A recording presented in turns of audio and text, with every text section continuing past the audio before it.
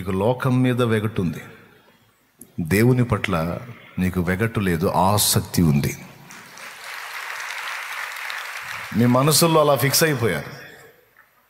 ఆయనే నా ప్రపంచం, ఆయనే నా లోకం, ఆయనే నా ఆనందం, ఆయనే నా అతిశయం, ఆయనే నా ధనం, ఆయనే నా ఘనత, ఆయనే నా ఆస్తి, ఆయనే నా అంతస్తు.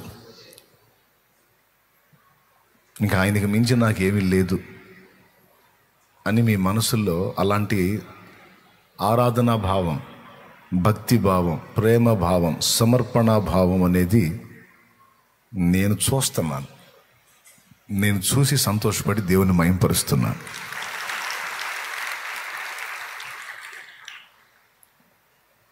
ఏ జాతి పక్షి ఆ జాతి గుంపులో కలిసిద్దట,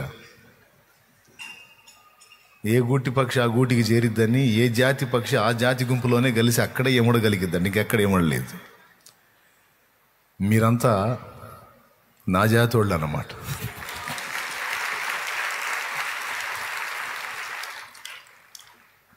మనమంతా కలిసి ఆయన జాతిలో కలవటానికి తిప్పలు పడుతున్నాం. కలిపాడు ఆయన, రక్తాన్ని బట్టి కలిపేశాడు. ఎందుకంటే నాకు అదే ప్రపంచం, ఆయనే. కూర్చున్నా, లేచినా, పడక మీదకి వెళ్ళినా, నిద్ర లేచినా, ఖాళీ దొరికినా, ఆయనను కూర్చిన ఆలోచన, ఆయనను కూర్చిన తలంపులు. ఈ మధ్య మధ్యలో కొన్ని సమస్యలు ఎంటర్ అవుతూ ఉంటాయి, అవని ఇవని అదని ఇదని, ఇబ్బందిగా అనిపిస్తుంది. ఎందుకు నాకు ఇలాగ అనిపించింది, నాకే అనిపించిద్దా లేకపోతే ఇంకా ఎవరికన్నా అనిపించిద్దా అంటే మీ దగ్గర కూడా అదే లక్షణం కనపడుతుంది. ఈ మాట మీకు నాకే కాదు, అసలు సంఘము, క్రీస్తును ప్రేమించి క్రీస్తు చేత వెలిగించబడిన సంఘము యొక్క ఒరిజినల్ లక్షణం అదేనట. యెరూషలేము కుమార్తెలారా, లేచుటకు ప్రేమకు ఇష్టము పుట్టు వరకు నన్ను లేపకయు కలత పరచకయు నుండుడని మిమ్మును బతిమాలు కొనుచున్నాను అన్నది పరమగీత సంఘ కన్య. ప్రేమ ఎవరైనా, ప్రేమ వాక్యం ఎవరు? మన ఇమ్మానుయేలు. యేసయ్య పేరు ప్రేమ గోడ. దేవుడు ప్రేమాస్వరూపి అయి ఉన్నాడు. దేవుని ప్రేమకు రూపం ఇస్తే ఆ రూపం యేసు. Praise the lord. అక్కడ ఆమె అంటుంది, చూస్తారా మీరు ఒక వచనం, బతిలాడుకుంటుంది, నేను ఆయనలో ఉన్నాను, ఆయన నాతో ఉన్నాడు, ఆయన నేను, నేను ఆయన, మమ్మల్ని మీరు అభ్యంతరపరచకండి, ఇబ్బంది పెట్టకండి అని ఒక చోట కాదు చాలా చోట్ల అందు చూడండి. 2వ అధ్యాయం 7వ వచనం. యెరూషలేము కుమార్తెలారా, పొలములోని ఇరులను బట్టి లేళ్లను బట్టి మీ చేత ప్రమాణము చేయించుకొని ప్రేమకు ఇష్టమగు వరకు మీరు లేపకయు కలతపరచకయు నుండుడని మిమ్మును బతిమాలు కొనుచున్నాను. 16వ వచనం చూడు, 2:16 చూడు నాయన. నా ప్రియుడు నావాడు, నా ప్రియుడు నావాడు, నేను అతని దానను. ఆహా, దేవునికి స్తోత్రం కలుగును గాక. ఓకేనా? మళ్ళీ ఇంకో చోట కూడా చూడండి, 10వ వచనం, 7-10 చదవండి. నేను నా ప్రియుని దానను, అతడు నేను నా ప్రియుని దానను, అతడు నా యందు ఆశాబద్ధుడు, అతడు నా యందు ఆశాబద్ధుడు. దేవునికి స్తోత్రం కలుగును గాక. ఒక్కొక్క మాట మనల్ని ఎంతో ఆలోచింపజేసే మాట. అలాగే 3వ అధ్యాయము 5వ వచనం కూడా చూడు. యెరూషలేము కుమార్తెలారా, పొలములోని ఇరులను బట్టి లేళ్లను బట్టి మీ చేత ప్రమాణము చేయించుకొని లేచుటకు ప్రేమకు ఇష్టమగు వరకు మీరు లేపకయు కలతపరచకయు నుండుడని నేను మిమ్మును బతిమాలు కొనుచున్నాను. అబ్బా, దేవునికి స్తోత్రం. ఎన్ని చోట్ల ఉందో చూడు. ఆయన నావాడు, నేను ఆయన దానను అంటది. మళ్ళీ ఏమంటది? లేచుటకు ప్రేమకు ఇష్టం పుట్టే వరకు మీరు లేపకయు కలతము. నా హృదయం నా ప్రభు విషయంలో అలాంటి అనుభవాన్ని కలిగి ఉంది. మీ హృదయం కూడా అలానే ఉంది. ఈ దిక్కుమాలిన సమస్యలన్నీ వచ్చి మనల్ని కొంచెం ఎడం చేస్తున్నాయి, కానీ ఈ దిక్కుమాలిన సమస్యల దరిద్రం వదిలిపోతే అసలు ఏ గొడవ గోళ లేకుండా ఛాన్స్ దొరికితే పూర్తిగా ఆయనతోనే ఉండిపోవాలనేది హృదయవాంఛ.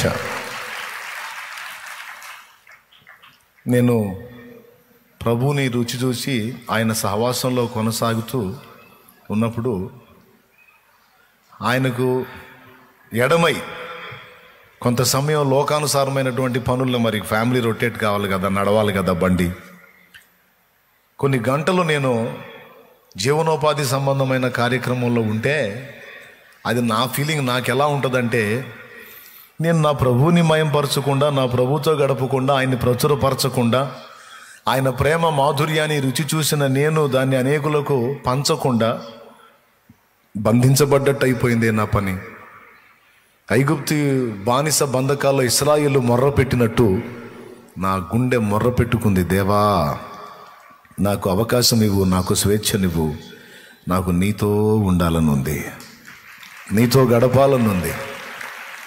ఈ కలతపరిచే విషయాలు, నిన్ను నన్ను వేరు చేసే అంశాలు ఏమున్నాయి అవి రాకుండా చూడు.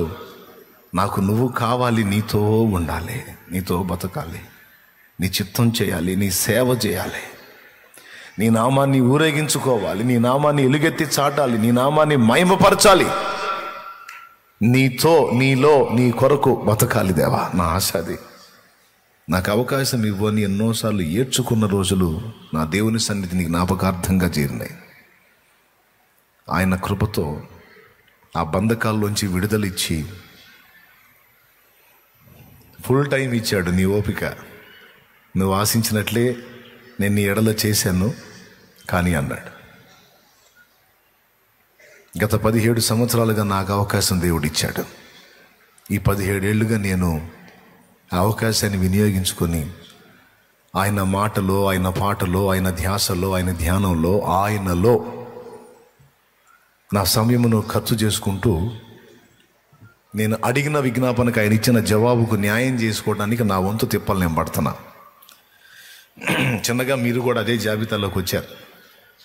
అందుకే ఇందాక చెప్పాను, ఏ గూటి పక్షి ఆ గూటికి చేరిద్ది, ఏ జాతి మనుషుడు ఆ జాతి మనుషులతోనే పొసగగలుగుతాడు, ఎమడగలుగుతాడని. మీరు ఆయన్ని ప్రేమించే హృదయం కలిగి ఉన్నారు, నేను కూడా అదే హృదయం కలిగి ఉన్నాను. సో మనందరం కలిసి ఈరోజు ఆయన్ని ఆరాధిస్తున్నాం, సేవిస్తున్నాం, మయంపరుచుకుంటున్నాం.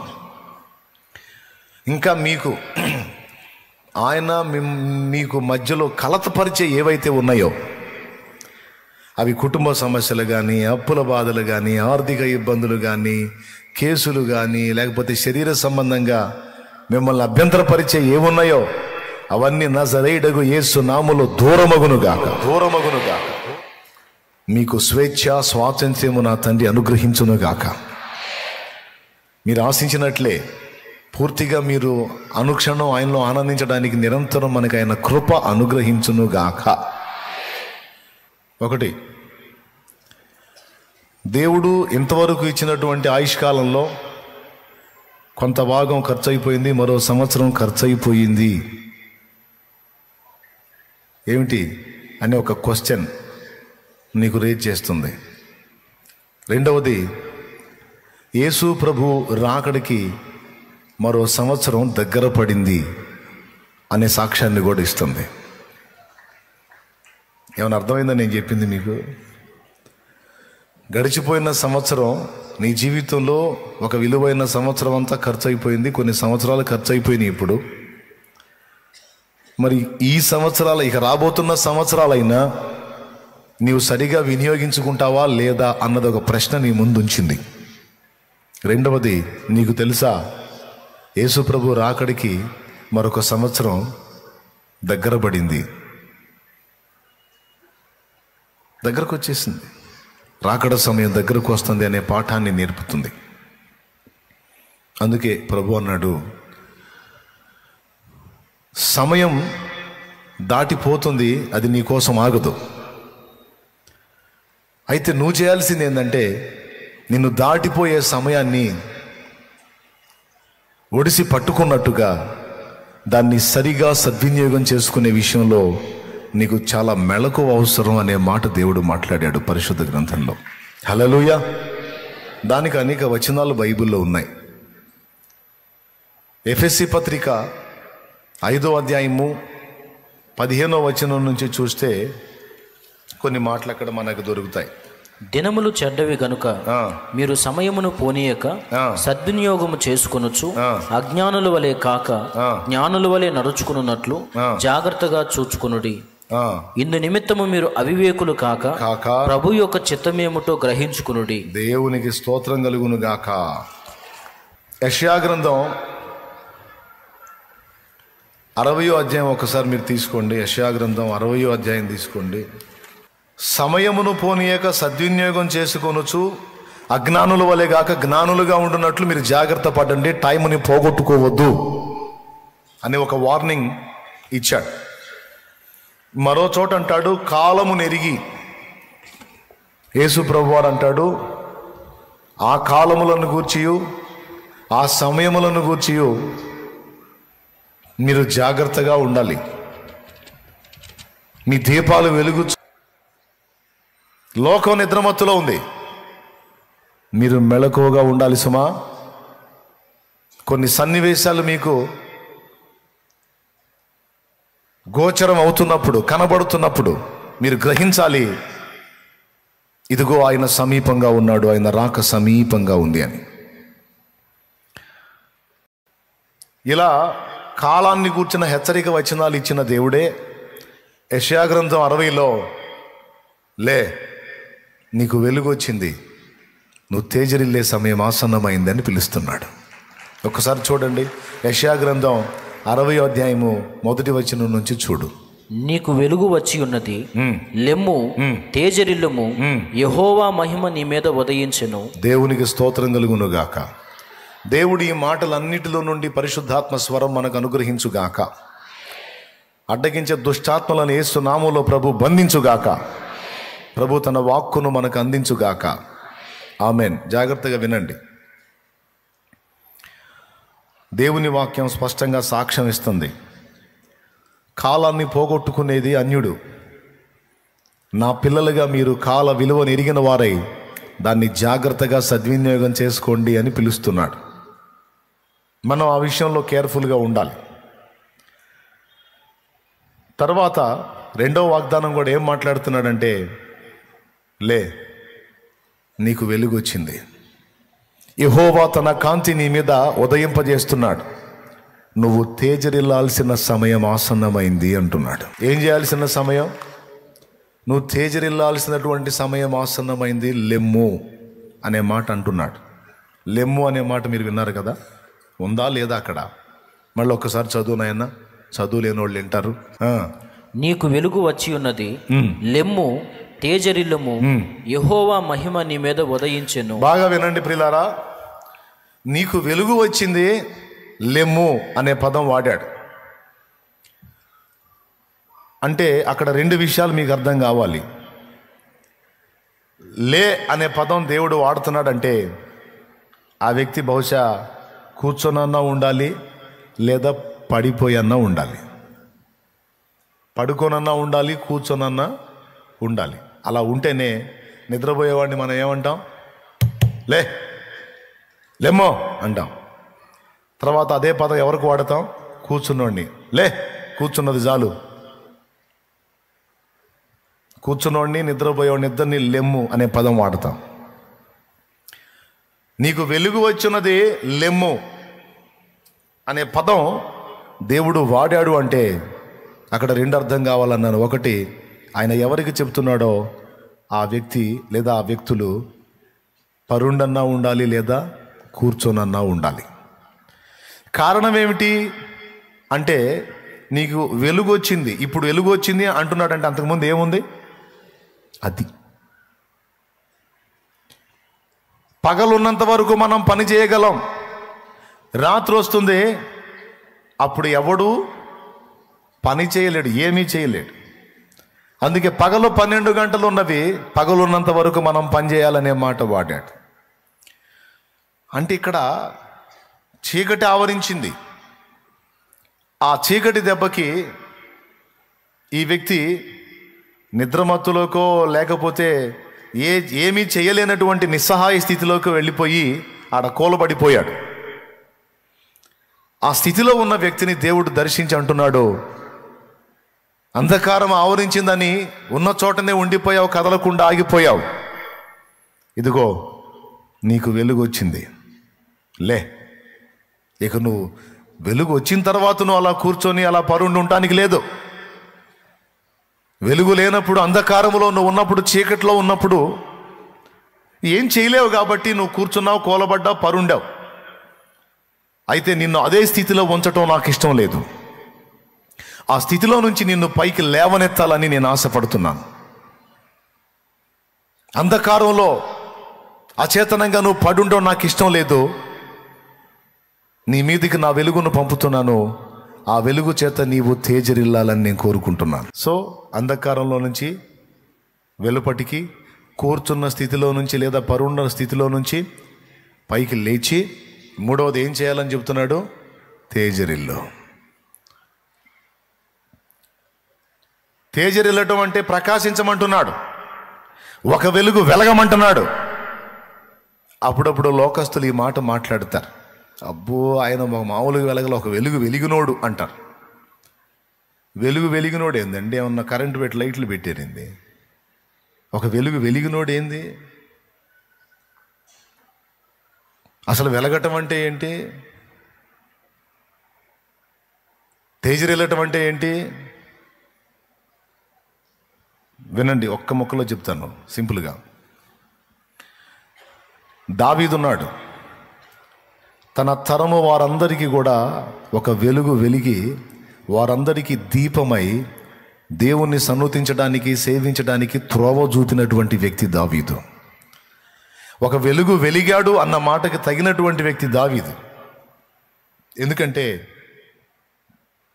ఇశ్రాయేలు జనాంగమే అన్నారు, ఒక యుద్ధంలో దావీదు సొమ్మసిల్లినప్పుడు ఇష్బీ బెనోబా అనేవాడు దావీదుని ఈట తీసుకొని అటాక్ చేస్తాడు.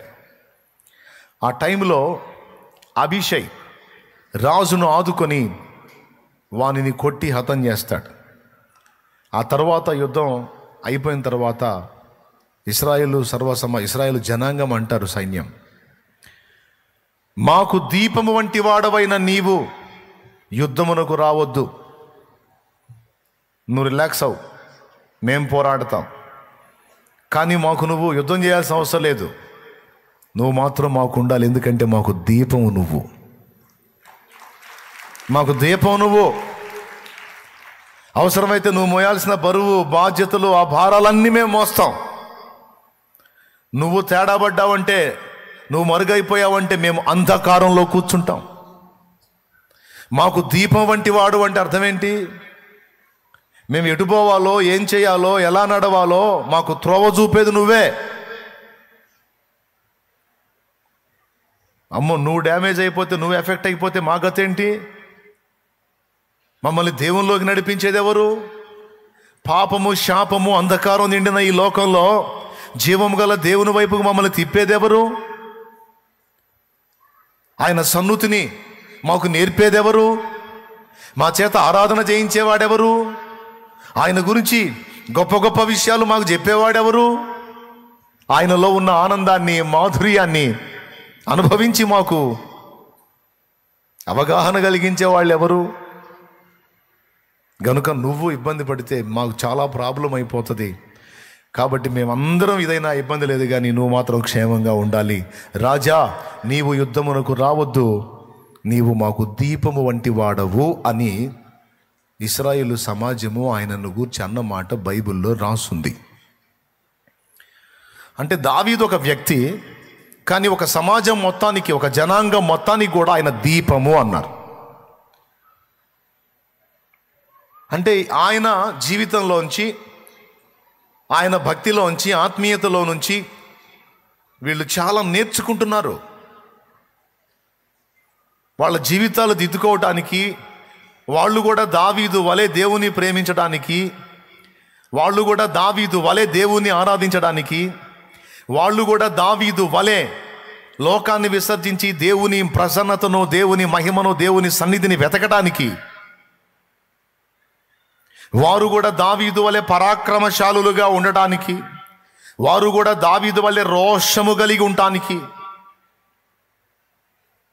వాళ్ళు ఒక దిక్సూచిలాగా, ఒక దీపంలాగా, ఒక కాంతి పుంజంలాగా పెట్టుకున్నారు దావీదుని. దేవుడే దావీదును అలా వెలిగించాడు. ఈరోజు మనకు ముందు తరాల్లో కొంతమంది భక్తులు, ప్రస్తుత తరంలో కొంతమంది భక్తులు వాళ్ళని చూసి మనం దేవుణ్ణి ప్రేమించి, సేవించి, లోకాన్ని విసర్జించి పరలోకాన్ని హత్తుకోవడానికి వెలుగుగా ఉన్నారు కొంతమంది భక్తులు. వాళ్ళ ఉపదేశంలో, వాళ్ళ జీవన విధానంలో, వాళ్ళ భక్తిలో, ఆత్మీయతలో, పరలోకాకర్షణలో వాళ్ళున్న విధానాన్ని చూసి మనం కూడా ఆ వెలుగులో నడుస్తున్నాం. దేవునికి స్తోత్రం, హల్లెలూయా. ఇప్పుడు మనకు ముందుండి మనకు మాదిరి చూపించిన వాళ్ళంతా ఎవరు? వెలుగుతున్నటువంటి వ్యక్తులు, వెలిగినటువంటి వ్యక్తులు, దేవుని చేత వెలిగించబడి తేజరిల్లినటువంటి వ్యక్తులు. దేవుడు ఈరోజు మనందరితో వాగ్దాన రూపంగా మాట్లాడుతున్నాడు. ఏంటంటే, నీకు వెలుగు వచ్చింది అనే మాట మాట్లాడుతున్నాడు. దీన్ని నువ్వు నమ్మితే స్వతంత్రించుకుంటావు. నీకు వెలుగు వచ్చింది అంటున్నాడు. ఇప్పుడు వచ్చింది అంటే తడవలాడావో చెప్తున్నాడు ఆయన. అయితే ఇప్పుడు అంటున్నాడు, ఇక నీకు అంధకారం ఉండదు, నీకు వెలుగు వచ్చింది. ఇక నువ్వు కూర్చున్న స్థానే కూర్చోకూడదు, నువ్వు లేవాలి. లేచి ఏం చేయాలి? ఒక వెలుగు వెలగాలి, తేజరిల్లాలి. నీ వెలుగులో అనేకులు తమ జీవితాలను దిద్దుకోవాలి.